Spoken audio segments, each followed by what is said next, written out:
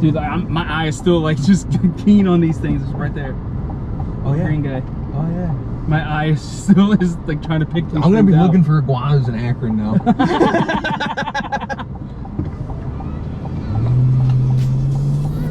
What in the world landed this group of Ohio Hilljacks in between Miami and Fort Lauderdale? Easy, iguanas. 6 people who hardly know each other drove 17 hours for the chance to chase lizards. Logical? Nope. Worth it? Without a doubt it was worth it. This was Kasey's and my first guided hunt, and here's what we thought. So first guided hunt, what do you guys think? Was that your first one? First guided hunt? Yeah.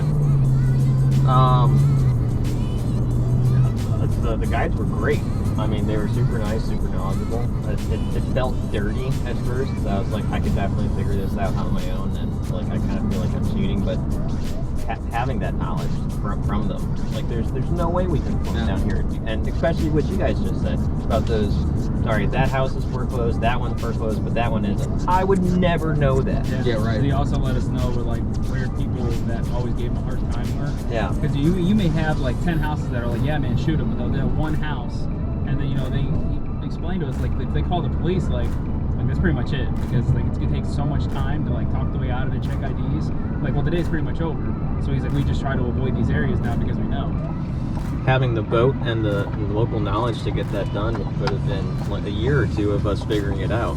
Yeah. Yeah, not to mention with like the population, like the locals around, like some people were like super understanding and like, were all about us doing it, but there's just, some people, like there were places where he told us like, hey, like, usually there's some up there, but we can't go there because, this person has a problem with it, and they're always getting the cops called on them. Give the game you acquire from the field the respect that it deserves. That's our motto. For this hunt, let's add just a little bit. Give the community the respect that it deserves.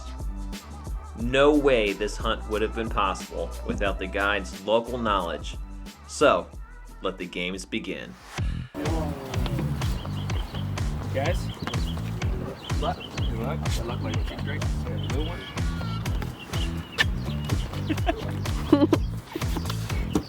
The key is movement. When deer hunting, you shoot. I always say everybody's got this Wisconsin stance. If they shoot, did I get it? And it's already running. Take 30 minutes. You gotta click and shoot, because as it's moving. And then on a bigger one, it's better off to have a second as well. We all have a second gun. So the second guy's behind it, you can shoot too. So pretty much shoot it until it stops moving. Pretty much, yeah. Once it drops, then shoot again. You'll see a lot of times they'll almost like flip in circles and roll over, and their tail will start doing this real crazy. I call it like a helicopter spin. The head drops and the tail starts to fly.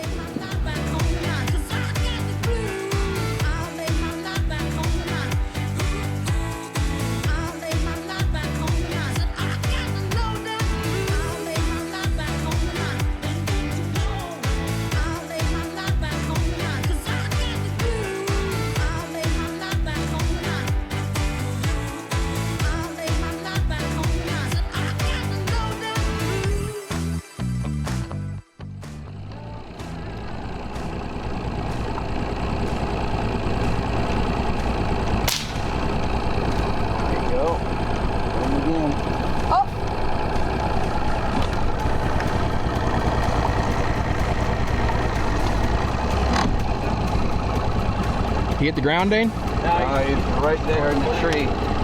About head height right there.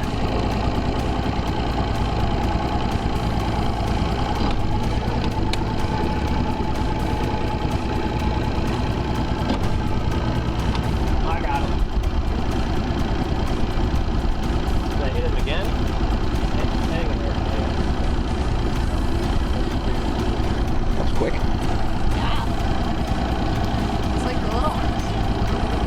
Good job, dude. Did you get him? Yeah, done. He's stuck. Oh, he's little. He blew his nose off. Good. 3, 2, 1. Pack and safety's on. First one in the boat. First one in the boat. The extra one. I'll get a bag and I'll lay the bag down so you guys can get a good picture. That's a good start. Good start. That's a good start. We made it about 150 yards. We can eat tonight. I didn't bring no money.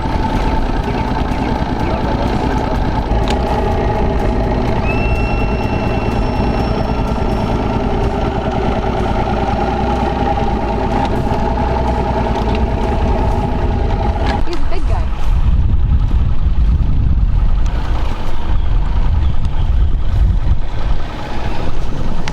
Always make sure your point is higher than the house is on the other side of the canal. Okay. You have to go get swamped down there. Whatever you need to do. Oh, I lost. I gotta shoot him in the head. Yeah. Oh yeah. Like it's breeding season right now, so they're all starting to find Oh, I don't have to be as close as the shotgun. You got a shot, Kasey? Yeah.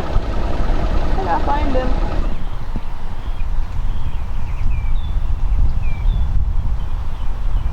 Oh, wait, there's no safety.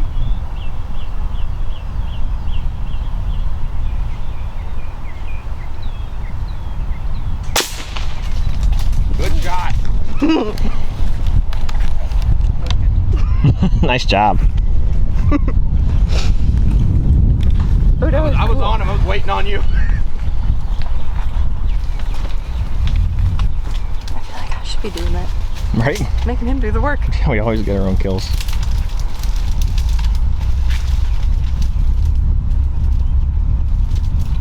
There he is. Good shot, Is he Kasey. dead? No. Dang it. He's looking at me like, get close to my mouth. I'm gonna bite you. He's big. Look how big he is. See, he's I know. alive, but he's basically immobilized. Where you hit him in the spine at an 100%. upward angle. So I thought that was his head. these don't work. Sorry, guy. Go ahead Is and it just in his nog? Nog. put it right there, and it's the top barrel. Thanks. Put it right there. There it is. Oh, can I see him? Can I hold him? Yes.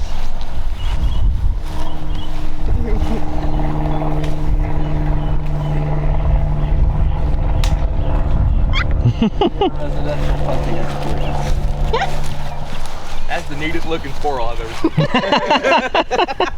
Careful here, it's a little slippery. Yeah. Oh, there's a little one right there on the bank. Right there on the very top. A little small. That's a little small. A little small and a little low. If he was down lower in the grass, or we were up there, it'd be no big deal. He say ain't no meat on his bone. Keep trucking. That one's target practice. Who's getting it? I got another one. You guys gotta call it like baseball. Kyle's going first. He missed. I'll kill it. Alright, you ready? Yep.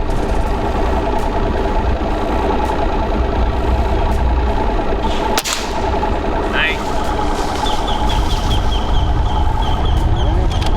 Oh, I didn't have a shot, then he turned his head to the left. I got him right underneath. Oh, you got it. There's a few in this tree, Dane.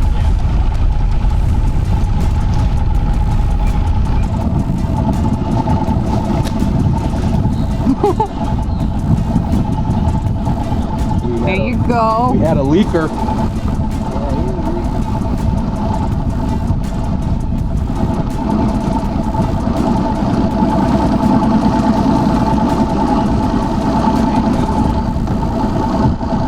You need another one? No, that's a good shot there. I had him going up. Under and out to right Beautiful. behind the eye. Beautiful. Just on the edge of the brain. From when we left the dock, our guide said 10 iguanas was a good day. Well, we spent the next 4 hours exceeding that expectation.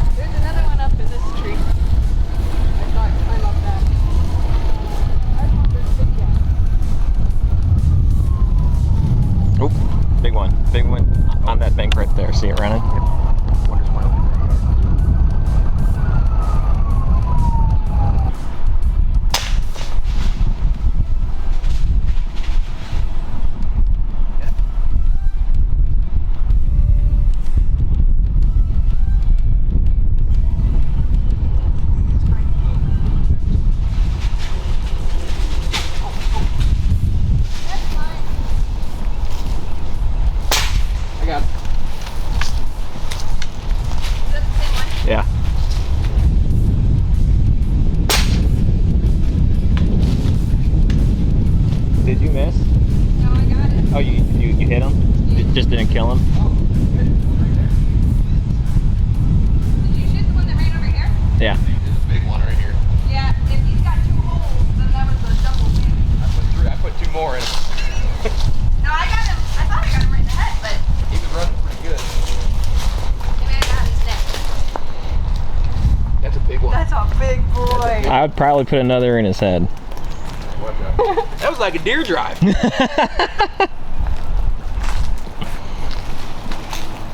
Holy monster. Hold that. Look at that unit. Absolute unit. Where are his holes? He's got one in that jaw, but I think you just did that. Put one through his ear. And there's, maybe I got him in the back, because there's that right there. I hit him in the head twice, 3 times. That was the one I saw, and you guys were like, no, there's nothing there. I was like, there's definitely something there. Dude, that's crazy. Let's go show. That's nuts, Just man. like a proud dad. Let's go show. That's a big one. How big do they have to be orange? Give me some of that, dude. That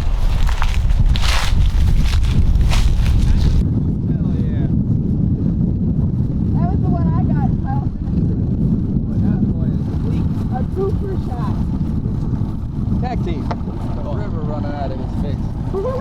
Like we said earlier, this hunt was only possible because the guides. They have local knowledge and they know what's going on with the community.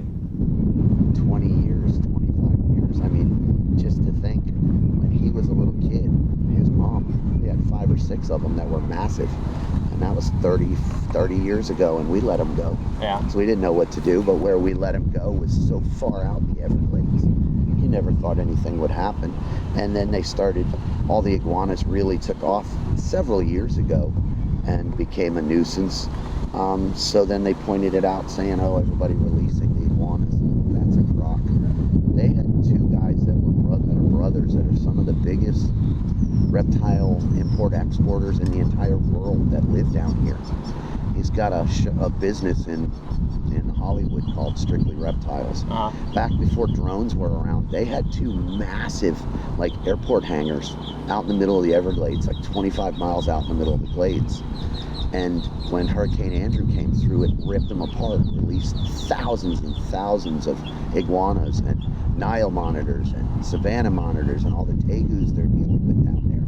All the pythons they're dealing with, that's where they came from.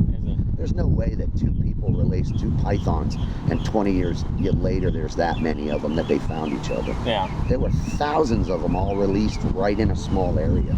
So by the next year they were already, and some of them were already full breeders because he was breeding them. You're only allowed to import so many at a time. So by having all his breeding, he had a constant without having to ship them in. And it was illegal, but nobody knew about it until the destruction, when it all broke up, and then they had helicopters riding around out there and noticed all the devastation. And when they did the investigation, found out that these guys had all these animals out there. So now what happened was they were going to build a development in southwest Miami. They had run like 25 miles of road, had like 3,500 homes slated to build, and they ran out of money. So the place kind of overgrew, and that's where they're running up and down those roads getting all those pythons and everything out there. Really? Yeah. Have fun, guys. 'Cause they're not going to make it. Everybody wants them to see if they won't make it this far. I always say they're like sheep. The females like a territorial area, but the males are like sheep. They just graze and look to mate. You'll see, we've seen them where we've shot one and marked it, and I've spotted that same one all over areas until you finally kill it. Gotcha. As you know, within a mile or so, you'll see it in a tree, and then a few 3 or 4 days later, it's gone. And all of a sudden, half a mile away, you'll see it in another tree or walking down the bank, and it'll be something recognizable, a mark, a limp, a broken tail, so you know it's the same one. And it's those males that are just moving around to mate. I mean, do you guys know that they have 2 penises? No, we did not know that. Yes. One of the few animals in the animal kingdom. Wow. So what's the point of having 2? Back up just in case. I guess they're limited brain capacity. Ours, it would just confuse us. Right. Can you imagine that, huh? No. No, that's all right.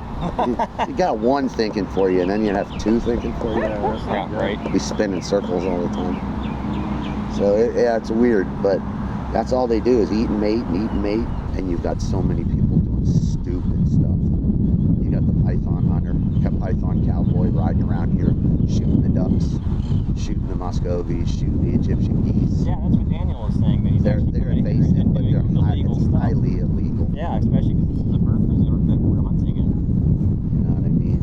They make it tough because the guys will throw 4 or 5 days worth of hunting together into an hour, and everybody sees it and goes, "How come I can't do that?" Because you're not here for a week. Yeah. You know, you got to have enough sense to know that wasn't over in an hour. You see what it takes by the time you get in the boat. You could be a great shot. It takes you a little while to get used to the boat, the movement, spotting them, sighting them. You got 4 hours to learn all of this.